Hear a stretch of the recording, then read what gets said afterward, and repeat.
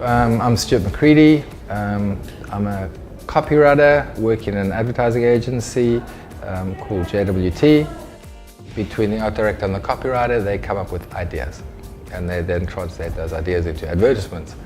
And as mentioned, the copywriter's task is to write the words for those ideas, and the art director's task is to make those words look as pretty as they possibly can. I didn't really know what I wanted to do, but fortunately had parents who were able to send me to Technicon. I did 3 years in business management, which wasn't really my thing. And I bumped into a friend who said, you know, why don't you try this thing called copywriting? There's this course you can take, or there's this test you can take to see if you have the aptitude, and then if they think you're good enough, they'll actually take you they'll let you start this new course that they've got going called, it was at the Red&Yellow School of Advertising, or whatever it was. So I thought, okay, cool, I'll give that a try, and I wrote the test, I took the copy test, and Brownsville Trip at the time said no, not good enough. I thought, geez. Then took the test again, because Roger Macon said give him another chance, and I took the test again, and I got into the school. And so that was my introduction to advertising, was the Red&Yellow School of Advertising. It was the founding year, the opening year. It's the first set of students going in there. Sure, what was the biggest learning from Red&Yellow? Wow, that's a tough one. I would say good ideas are really hard to find. No matter how many times you think you aren't going to have an idea, stop worrying about not having an idea and rather think about having an idea. Because all that time you spend worrying about not having an idea is time that you could spend thinking about having an idea.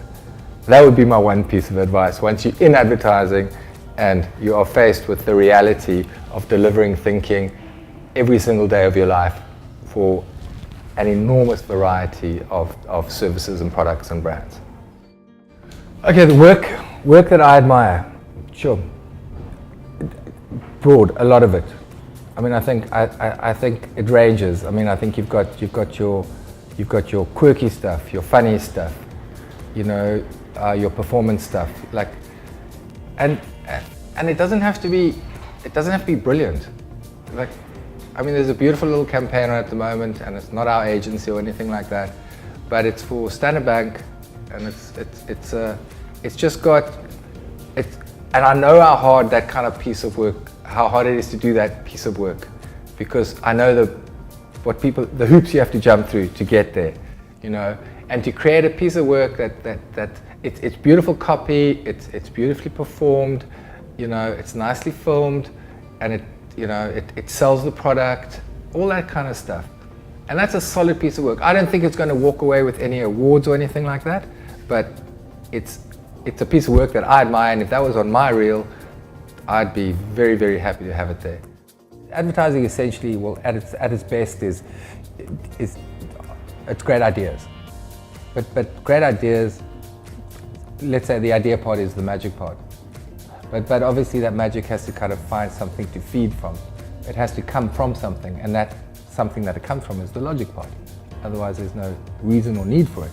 So in advertising, that is, the logic kind of, I suppose, creates the platform for the magic, or the reason for the magic. And so they do coexist. I mean, they have to coexist.